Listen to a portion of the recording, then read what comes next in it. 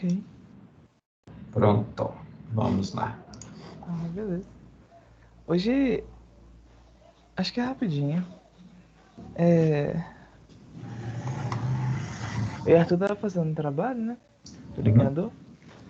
Daí a gente tava lendo a especificação, teve uma hora que a gente ficou confuso, porque na hora que você tá definindo lá, você fala que para criar 4 pseudo-instruções novas. Que é a Global D, Global T, Extern D, Extern T, uma coisa assim.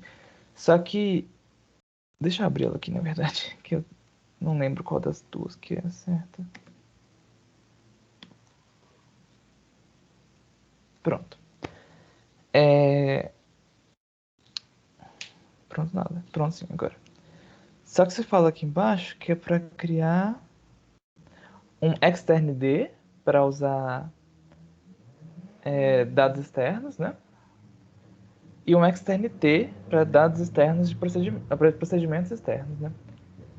Só que para dados e para procedimentos globais, você usou Global D nos dois. É isso mesmo ou é para separar com Global D e Global T? Não, isso aí foi erro de digitação, seria Global T. Porque qual que é a ideia Beleza. aí? É para facilitar, Uhum. porque se só colocasse externe e global, Uhum. aí vocês teriam que verificar o que vem depois. Se é, por exemplo, uma declaração de variável, se é uma declaração de procedimento. Usando extern D, extern T, global D e global T, já pelo próprio comando do montador, da pseudo-instrução do montador, vocês já vão saber o que está vindo. Então, isso vai Uhum. facilitar. Então, na verdade, é um global D e global T. Não entendi. Beleza, a gente assumiu isso mesmo, só para confirmar. E agora que você falou isso, eu fiquei em dúvida aqui agora porque também não foi falado aqui como que essas palavras vão ser usadas na linguagem, né? Então, a gente assumiu que ia ser a pseudo-instrução, A sintaxe, espaço, né? a sintaxe. A pseudo-instrução, Exatamente. espaço, nome da label. Aí, Uhum. tipo, é no X86, sabe? Então, seria tipo ponto global T, espaço main, por exemplo. Vamos manter isso. Normalmente, se for parar para ver assim, as linguagens de montagem que existem, Uhum, sempre vem a pseudo-instrução primeiro, uhum, e aí depois vem a declaração. Então, talvez eu fiz aí, ficou implícito, né, na minha cabeça, uhum. porque eu sempre vejo assim, e aí faltou essa informação para vocês. Beleza. A gente também assumiu isso com base nas outras mesmo. É realmente só para Uhum. confirmar e se tinha alguma coisa. Ah, mas é bom mesmo, porque a gente nunca sabe, né? Justo, Nada justo. impediria da gente fazer de outra forma, né? Exatamente. Aí no Fazer o... externo a gente fez a mesma coisa, inclusive. Extern e a label depois. Uhum. Aí é só isso, a linha. Tipo, a linha completa, precisa de instrução e a label. Em E seguida. aí, Hum, vocês podem tanto fazer a estrutura de dados, né, que é a tabela de relocação, vocês uhum, podem tanto fazer separados para dados e procedimentos, ou pode fazer junto, igual é no Linux, né, que é a uhum, mesma tabela, mas tem um campo que identifica se é texto ou se é dado. uhum. A gente tá fazendo desse segundo jeito, por Uhum. enquanto. Agora, É. mas eu tô parando aqui pra pensar. Tem algum. Não tem diferença, né? Entre texto e dado na tabela, tem? Tipo, os dois são um endereço de memória, né? O ponteiro. Os dois são endereço de memória, mas aí Hum, depende, na verdade, se a gente for parar para pensar, existem consequências, né? Igual a gente fez, lembra aquele exercício que você fez, que eu retirei do x86-64? Tinha um lembro da tabela de exercício dessa símbolos. parte de montagem Uhum, que a gente poderia declarar um símbolo. Um símbolo era procedimento em um módulo, declarado como procedimento em um módulo, e no outro era declarado como variável. uhum. E aí você podia acessar os dois de forma intercambiável, por causa da Sim. forma como a tabela de relocação é construída no, nos Uhum. modos ELF do Linux. Mas isso tem mais a ver com a segurança de acesso, não? Tipo, Exato. uhum, Porque a gente tendo informações na tabela em que tanto no módulo que está ligando, quanto o módulo, os dois estão ligando, né? O módulo que uhum, está isso. definindo e o módulo que está referenciando, se os dois eles têm assim a anotação de que Uhum, é um dado ou é um procedimento, ou mesmo assim tá. é um dado, esse é um inteiro, esse é um string, Uhum. você consegue ter um código mais robusto, porque na hora de ligar você baixa os tipos, você identifica esses erros. Aham, faz sentido. Faz sentido. Ahn, ok, outra coisa que agora que aconteceu é que a gente tá. É o jeito que a gente tava pensando em fazer o ligador, agora que a gente já tá discutindo mesmo. Uhum. É, a gente fez atualmente nosso montador que ele. Ah, mais uma coisa. A gente tá assumindo que todas essas instruções estão no começo do arquivo, isso não é um problema, né? A gente escreveu isso na documentação. Porque a Uhum. gente está Ok. fazendo a criação da tabela no primeiro passo do montador, ao invés de no segundo. Então, tem que estar Então é tudo no tipo começo. um ponto H, né? Que aí você coloca extern D, extern P e tal, É, bonitinho, né? Uhum. você tem que colocar tudo lá em cima, que senão dá errado. Que Não, era pra aproveitar tranquilo, a não está estrutura do montador, especificado. sabe? É que assim, a gente consegue aproveitar mais a estrutura do outro montador, porque a gente precisa do Aham, ILC, né? Aí ali a gente não sim. tinha ILC no outro. Então, beleza. É, porque complica, né? Se colocar junto, complica um pouco a interpretação das linhas, né? Uhum. Não, beleza. Aí a gente tá fazendo assim, a gente passa o montador, gera a tabela de relocação, a tabela de símbolos, tudo mais, imprime as instruções no arquivo .mif e a tabela de relocação no arquivo .mif.sim. Porque, Uhum. né? É... Aí, a gente estava pensando agora como que a gente ia pegar para substituir as referências de dados nos arquivos MIFs quando a gente fosse fazer a ligação. Porque a gente tem texto, dado, texto, dado, texto, dado. Aí quando a gente juntar os três, vai ficar texto, texto, texto, dado, dado, dado, né? Uhum. Aí a gente tem que realocar as coisas. E daí, o jeito que a gente conseguiu pensar seria passar pelo todo o código que está no arquivo MIF, identificando os opcodes das instruções e vendo qual dele que a gente precisa, qual deles que é o endereço de memória para a gente fazer uma soma com o endereço inicial, sabe? Uhum. Sim. É, a- aí a gente ficou pensando, ok, a gente vai ter que então realmente ver. Esse aqui é um opcode que tem memória, então a gente tem que mudar. Esse aqui é um opcode que não tem, então não precisa. Aí a gente ficou pensando se esse é realmente um bom jeito de fazer isso. O que você acha? É um jeito ok ou você acha que tem jeitos mais interessantes? Bom, aí é muito em função da linguagem de montagem que a gente tem. Uhum, Se a gente tem uma linguagem de montagem mais regular, muitas vezes os operandos que a gente tem que alterar, eles estão sempre no mesmo lugar. uhum, Então, talvez a gente nem precise analisar opcodes. O que a gente pode ter, por exemplo, é que quando a gente cria, né, as tabelas, a gente já vai ter uma informação, por exemplo, de quais são as instruções que têm que ser reescritas. ah, tá. Não Então a só, gente já tipo, as sabe onde está. variáveis, né? Não, é porque aí, por exemplo, se a gente tem uma instrução que é bem RISC, e aí o, o lugar é sempre o mesmo, que tem que ser alterado, se Uhum, a gente fala assim, está nessa instrução, aí a gente sabe, por exemplo, que está sempre nos bytes x a y da instrução. Uhum. Entendeu, João? Então você nem precisa olhar o Opcode. Era mais no sentido assim, imagina que a gente tem um programa que tem um loop, e daí ele tem um if para sair do loop. Então, melhor, tem um if para continuar no loop, né?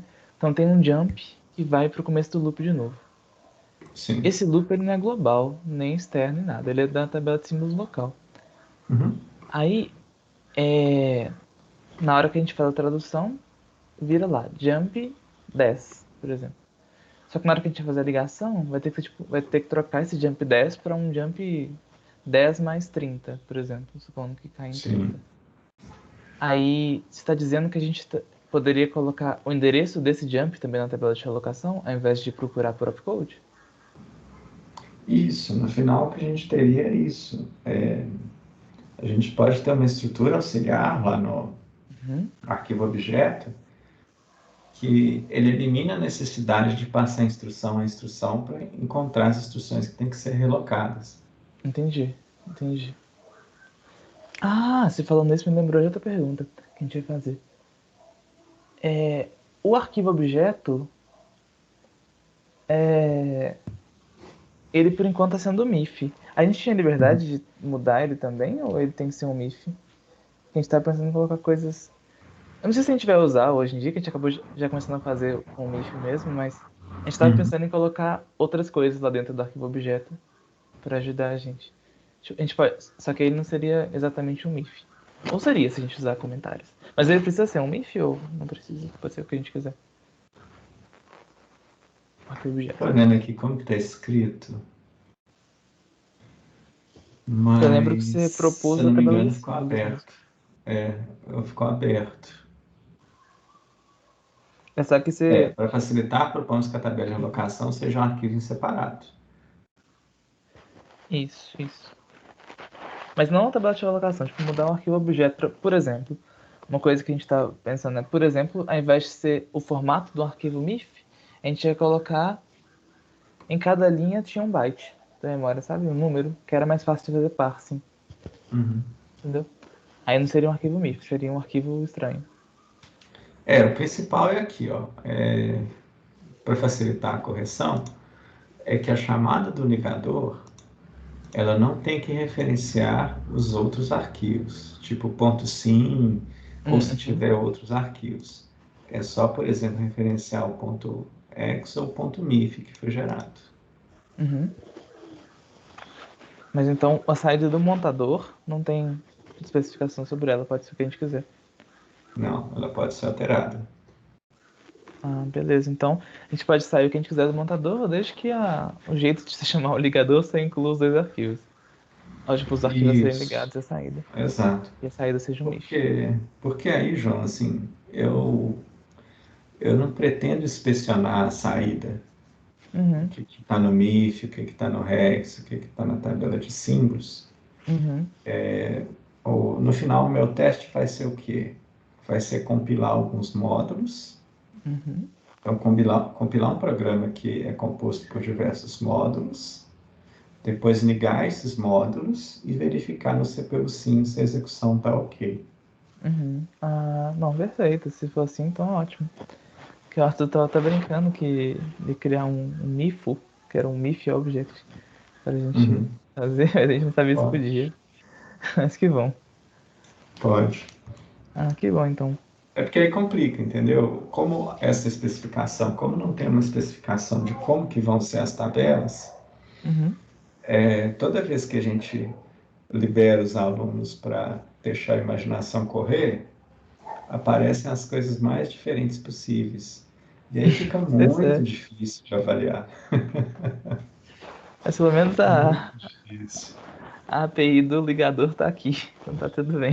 Então, Imagina. considerando assim que a avaliação vai ser feita dessa forma, que eu vou compilar usando primeiro o Uhum, montador, depois o ligador, é uma forma que, não importando o jeito que vocês organizem, eu vou ter uhum. uma forma única para testar todos os trabalhos. Ah, beleza, então. Sem problemas.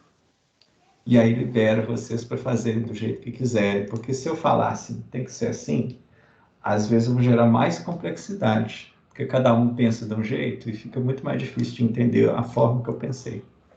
Beleza. Não, então tudo bem. Então, acho que isso responde tudo que a gente estava em dúvida. Acho que tá tudo bem dessa vez. Já é.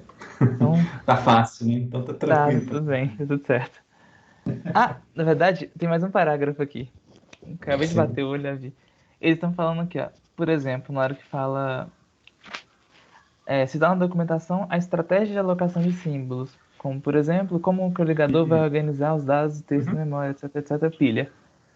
Aí, a coisa é, eu tava conversando com o Arthur e a gente não consegue, quer dizer, do jeito que foi feita a explicação, né? A gente não vai fazer um arquivo para ser carregado na pilha, só na memória principal. Então, meio que nossas bibliotecas vão ligar tudo na memória principal de dados mesmo, né? Não, não, o sentido aí é outro, na verdade. É outro? É porque o que que Ah, acontece? A gente tem várias formas que pode trabalhar com essas informações. Então, por exemplo, hum, quando a gente tem o extern-d, uhum, extern-d, então a gente está criando os dados, a gente pode alocar, por exemplo, esses dados no heap. Então, pensando assim que o heap está no finalzinho da memória, uhum, ou a gente pode fazer um esquema em que, por exemplo, a gente coloca o texto, então todos os procedimentos no início da memória, acabou os procedimentos, coloca essas variáveis globais. Aí depois vem a uhum, pilha em cima, entendeu? uhum. Então tem formas diferentes que a gente pode trabalhar. A gente pode colocar a pilha, então a gente pode colocar assim, texto, dados, pilha, ou a gente pode colocar assim, dados, texto, pilha, ou a gente pode Ah, colocar tá. Uhum. texto, pilha, heap. Mas só que no CPU sim, a memória e a pilha são separadas, né? Então a gente não consegue carregar nada na pilha, a não ser que a gente tirasse dois MIFs, não é isso? Não é mesmo? Eu esqueci disso. Tanto tempo que eu não abro ele. Aí no nosso caso a gente tem que ser na memória mesmo. Ah, porque o que eu lembrava é que ele tinha um espaço de endereçamento único, que ficaria pilha e heap. Não, é um só. É dois, são dois. Ah, Ah, então beleza. Ah, e. Nossa, agora fugiu. Pera. Ah, tá, lembrei. Outra coisa, o ligador, na hora que ele liga os programinhas, né? Gera a saída bonitinha dele lá. Alguém tem que ser o primeiro a executar. A gente. É... Aí, isso não ficou muito claro na documentação. Tipo, quem que vai estar na posição zero, ou se a gente deve requerir que exista uma função main, por exemplo, sabe? Isso não ficou claro na documentação. bom, mas isso aí vai ser a mesma solução que foi feita no montador, porque no montador a gente tem a mesma situação, né? A gente pode ter vários procedimentos e qual que é o primeiro a ser chamado? Aí é a primeira linha do arquivo. Mas por que que isso foi definido assim? Porque o CPU5 começa no zero. Então, Entende? Tá primeira linha vendo? é Então zero. mantém-se a mesma coisa. Não, Mas mas é aí, que por agora tem exemplo, vários arquivos. Aí tem, joia. sabe? Aí vai ser a Ah, primeira linha do primeiro arquivo, a primeira linha do último arquivo, entendeu? Porque eles vão. Só vai ter um entendi. zero no Porque final. na verdade vocês a gente não forçou a ter um main, tem alguma Pois coisa é. assim. A gente tava pensando se a gente fazia. Se a gente forçava isso. Ah, mas você espera só um minutinho antes de você me responder? Eu tenho que Ok, abrir o portão. tranquilo.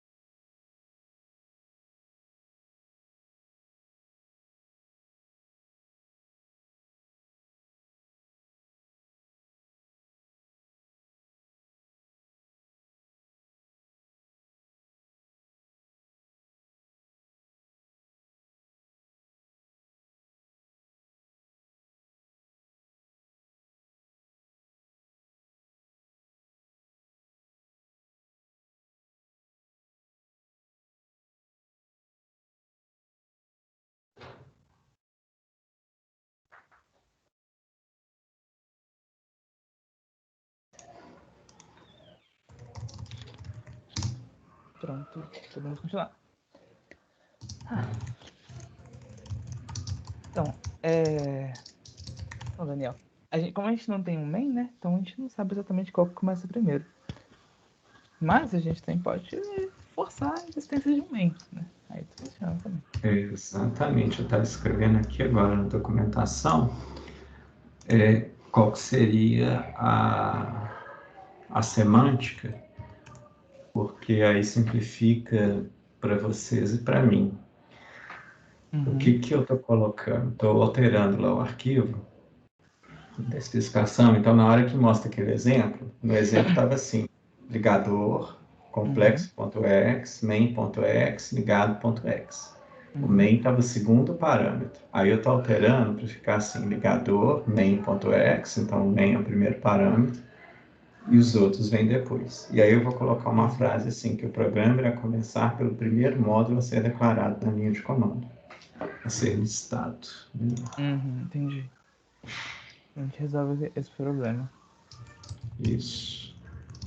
Aí isso vai implicar que a gente vai ter uma estrutura, né, mais fixa de como que os procedimentos, né, o texto do programa, ele vai ser montado.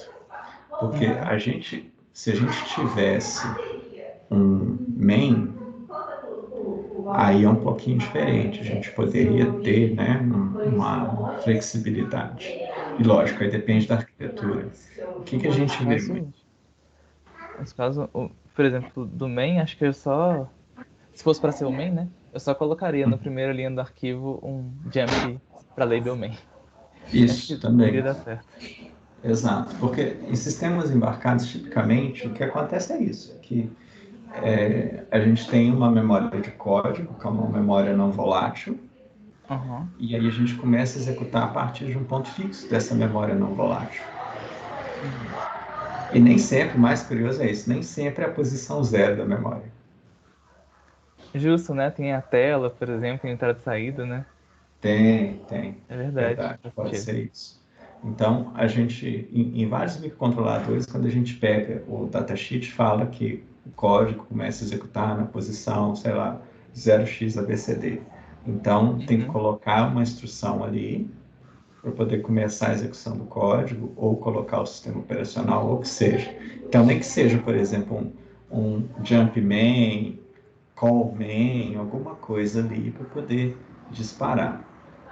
Agora, quando a gente está falando de sistemas um pouco mais, vamos dizer assim, mais robustos, que tem um sistema operacional, aí o sistema operacional ele tem um processo de carga de executáveis. E aí a gente aponta para uma posição no executável que está o main. E aí ele faz, aí você pode colocar os procedimentos em qualquer ordem no executável, porque o que importa é que no lugar especificado lá no executável, você vai ter um ponteiro que vai falar, olha, começa aqui, nessa posição. Justo.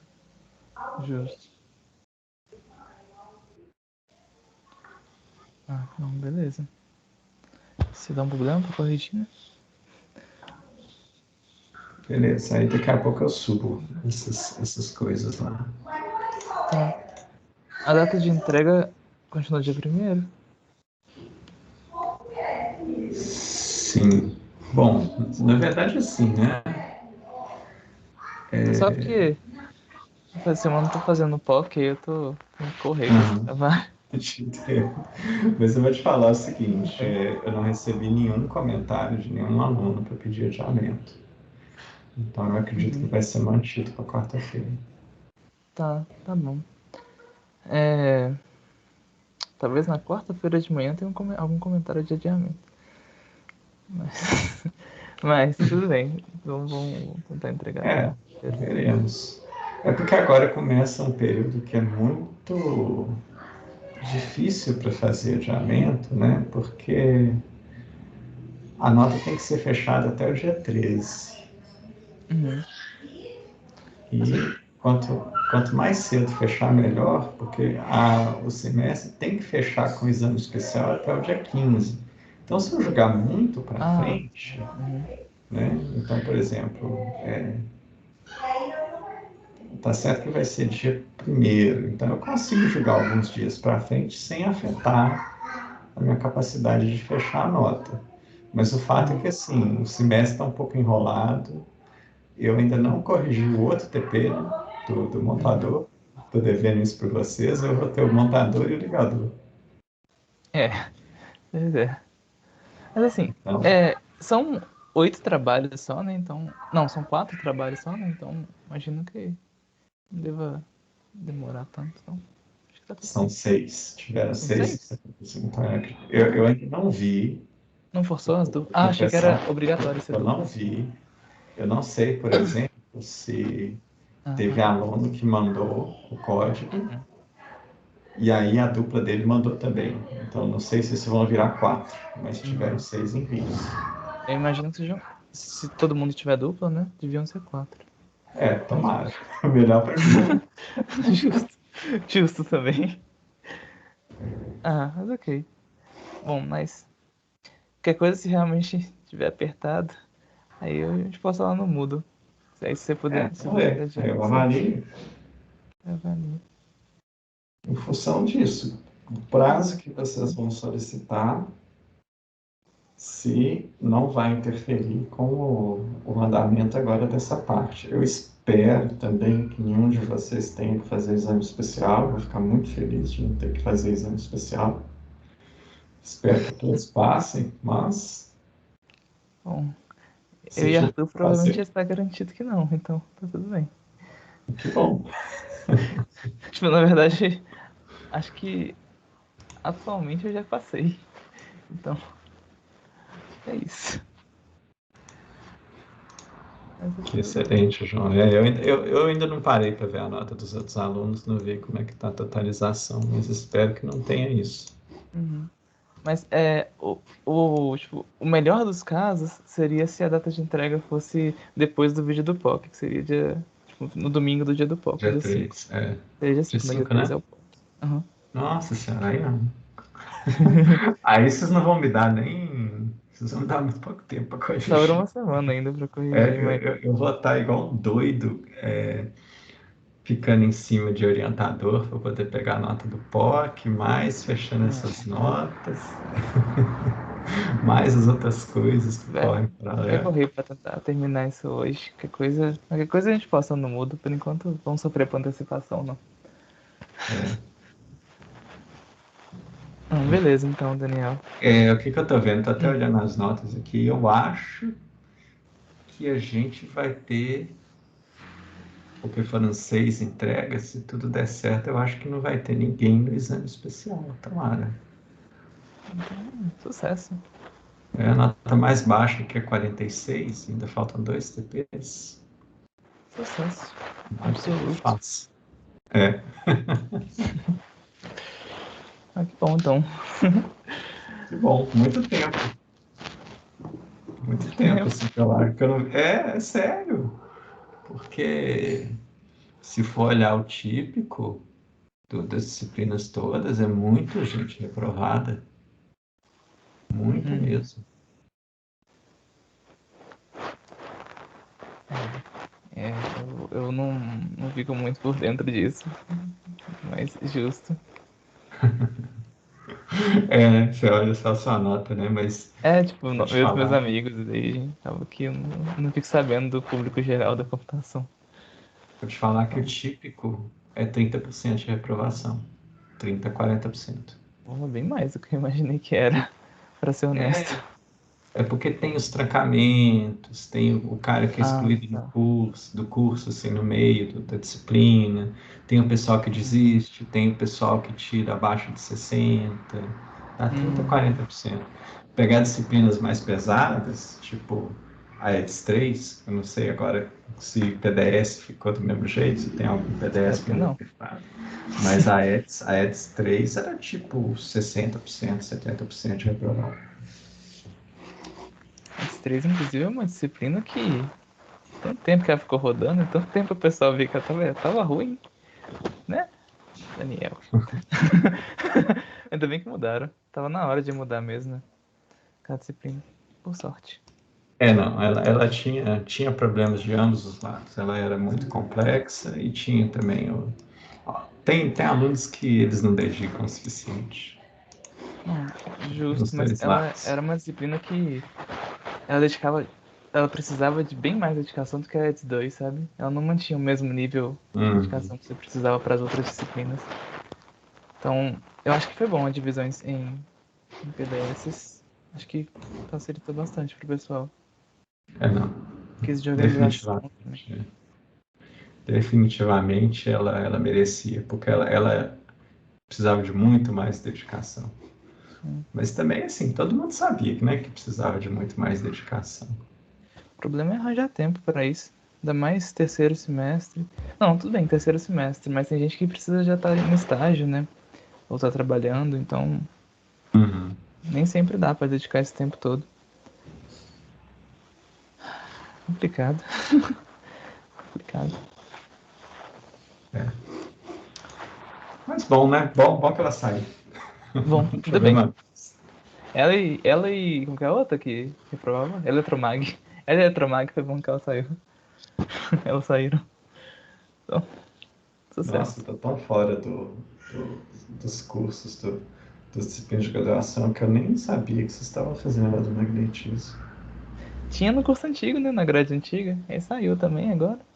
Eu sabia que a elétrica fazia, todo mundo reclamava de eletromagnetismo. Na minha época era outro esquema, tinha as físicas experimentais, aí a gente tinha eletromagnetismo e ondas de física experimental, mas a gente não tinha um curso de eletromag. Eu tinha Nossa, física 1, física 2, física 3 e 4 disciplinas de física experimental.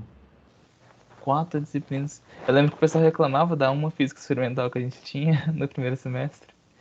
Pois é. Também não tem mais, inclusive. Tiraram ela também.